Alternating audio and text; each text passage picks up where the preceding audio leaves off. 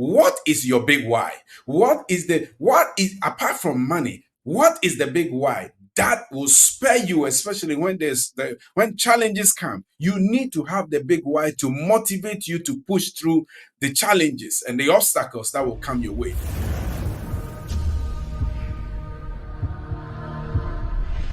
In this episode, we discuss 5 hidden transformative habits for successful entrepreneurship. And I'm going to delve deep into it in a minute. So, what are these 5 transformative habits and what they can do? Basically, these habits have proven to be the linchpin for most successive African entrepreneurs. I mean, some of the big names, so the Dangotes of this world, the Strive Masiwas of this world, and other world leaders. So I'm just going to unpack them so that if you're on your journey towards or into entrepreneurship, you can harness the power of these habits to unlock success for your endeavor. So the first one that we're going to be talking about is, first of all, number 1, find your big why. Find your big why and let that big why inform or guide your business decisions. So when I talk of big why, I'll talk about find your purpose, the purpose for the business. I don't want purpose to just be a cliche like most people discuss, talk about. There's always going to be a big why. The big why, it's always going to be over and above financial considerations for most people. I know for some people it's just about money, but for others, there's always going to be something that sits on top of the need to make money, right? So, as an example, there's a company in Ghana called the First Sky Group.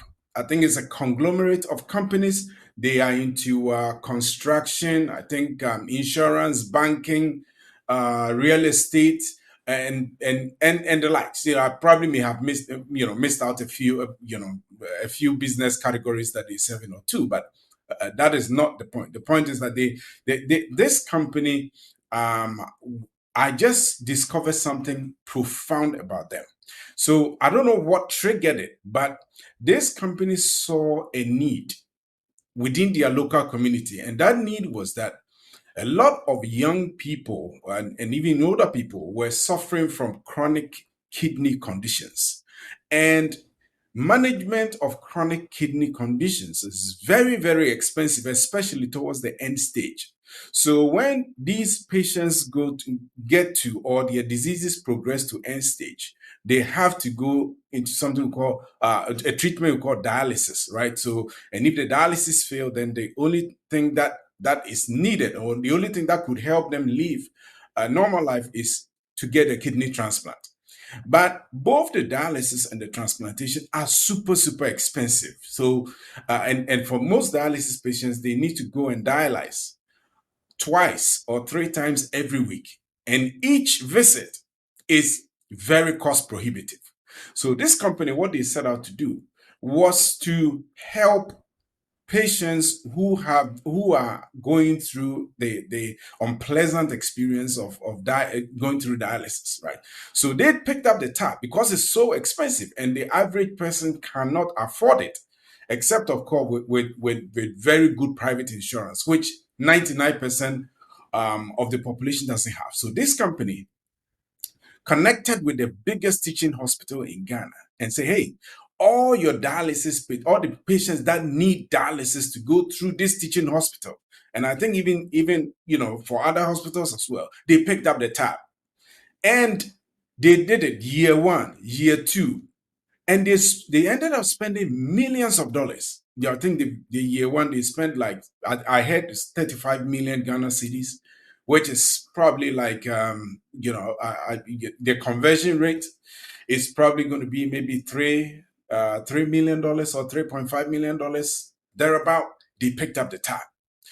Then a few years later on, they decided to help poor families who needed to go through kidney transplantation. And this kidney transplantation cannot be done in Ghana, or in most African countries. If you want it cheaply done, you have to go to places like India or Turkey, and places like that will be able to handle the transplantation. So they took 3 patients and paid for the transplantation service, which was in excess of $100,000 each.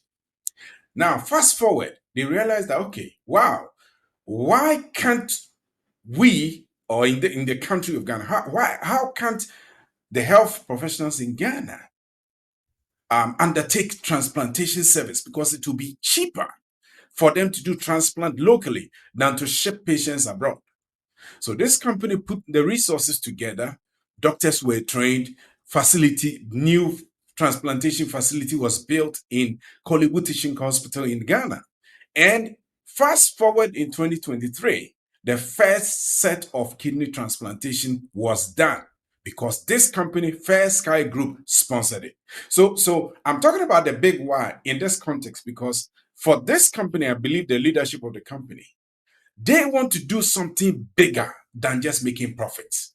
They actually want to make profits because they see a bigger need of kidney care or end-stage kidney care, which is super cost prohibitive for the ordinary person. So the reason why they are chasing big government contracts, doing big projects, doing big banking deals, is because to make the profit so that they could also impact their community, especially for them, in this case, kidney transplantation service. So I want you to wrap your mind around your business, your enterprise, whatever you are working on. What is your big why? What is apart from money, what is the big why that will spare you, especially when challenges come? You need to have the big why to motivate you to push through the challenges and the obstacles that will come your way. So that's the first one. Then the second point is you have to embrace evolutionary, I would say, progression. So evolutionary progression is more of organic progression, or what I would call a step-by-step approach to your business or your enterprise. Especially for most young people these days, they think, oh, because they've seen Dangote, or they've seen somebody else who is doing very well in business, they want to become that person today. They think it's like, you just whisk a magic wand and you're able to transform from who you are today to the icon you want to be, in 24 hours. It doesn't work that way. Most of these businesses that you see that are household names or superstar entrepreneurs, they started like 40, 50 years ago, doing all the mundane things that most young people would not want to do today, going through difficulties, going through rejection after rejection after rejection, and bouncing back, going through non-fancy steps towards building their businesses. And in decades, 4 decades, 5 decades later, today they are big. Somebody like Strife Masiwa, who owns the Econet Group, he started small, very tiny, right, in Zimbabwe, and then has grown his business, his mobile network business, Econet, gradually to now that is a juggernaut. And he's done it over a period of, decades. You're talking of 30, 40, 50 years. So entrepreneurship doesn't come, or success in the entrepreneurship doesn't come overnight. You need patience. You need grit to stay the course. It's not easy. If it was easy, everybody would have done it. It's not easy. So the key is to go through this in an evolutionary progression mode. That is, you're going step by step, gradually, if that's an English word, right? So step by step. There's no cutting corners here. It has to be step by step. Then the third point or third habit is you have to foster collaborative partnerships. Right? I was just to buttress that point, I was just registering a domain on GoDaddy. Right. So those of you who don't know what domain is you want to buy a website address. That's www. xyz.com, right? And to have that, you have to buy that domain, right? And there are so many vendors out there that you can buy the domain from, and GoDaddy is one of them. So I went to GoDaddy to register this domain. And by the time I was about to get to checkout, look at how smart collaboration and partnerships are. I was just going to register this domain. That's all I wanted to do, right? So I pulled out my card to pay for it. And right at the checkout, it showed me what we call an upsell. An upsell. That says that, hey, on top of this GoDaddy domain that you bought, would you consider enrolling on this Microsoft Outlook program, right? So it's an Outlook that for my email service. So for the same domain that I'm buying, so let's say I bought domain, I bought a domain for Africa. What's the name of it? Africa CEO Exchange, right? So if I want to send an email that says Isaac at africaceoexchange.com, what is going to happen is that I would need a third party email service provider, and the biggest ones are Microsoft Outlook and then Gmail or Google, right? Those are the biggest ones. There are other ones there, but these are the main big ones. So what is happening is that towards the checkout, they are showing me this upsell opportunity and giving me a great discount to consider enrolling on this Microsoft Outlook email program, so that I'll be able to easily, on my Outlook, I'll be able to handle easily my email service for this domain that I purchased. What is happening here? GoDaddy saw that, wow, there's a huge market for selling email service or email delivery service. They do not offer that. So they went and partnered with Microsoft to package Microsoft's email delivery service or email management service at the back end of GoDaddy service. And I bought it because it was heavily discounted. And this is how some of these deals are structured. So you come up with a product or service, and you look for what other product or service will be complementary to yours. So in this case, GoDaddy sells domains. They don't do email management themselves, right? They go to find which organization does the email management service. In this case, Microsoft. They say, hey, Microsoft, I have 100,000 people buying domains from us every month. It could even be every week or even every day, right? Let's say every day. 100,000 customers buying domains or renewing their domains every week. Hey, can we partner so that I sell your email management services for you? Give us a discount on your normal market rate. So if the normal market rate was $5 or $10 a month, say, hey, why don't we do $3 a month for this plan, right? So Microsoft will say, okay, all right, since you have the volume, why not? So, okay, no. Now, when I sell, anytime I refer a new client into this Microsoft service, why don't we split the revenue 50-50? Microsoft will be crazy not to accept that deal, because this is massive 100,000 clients a day coming through. That is amazing. So they partner together. GoDaddy benefits, Microsoft also benefits, right? To even make it sweeter, Microsoft could also bundle a domain hosting or a domain purchasing or hosting service on top of their services, so that when everyday people are enrolling on their Microsoft, their package Office 365, they can also latch at the end of it a referral program or an upsell to, let's say, GoDaddy or Bluehost or any other host, and then combine that. That was one of the fastest ways by which you can grow your organization. So as you're beginning to roll out your business or running your business, begin to think about collaboration and partnership opportunities that you could have with other organizations or other entities. The fourth one is cultivate a culture of empowerment. This is so important. What most organizations do is that, particularly in Africa, the human resource base is not properly built or harnessed. So if you're going to build an amazing organization or amazing outfit, you're gonna have to empower your employees. You're gonna be empowering them with new techniques, new skills, new training. You're gonna have to invest in them as you empower.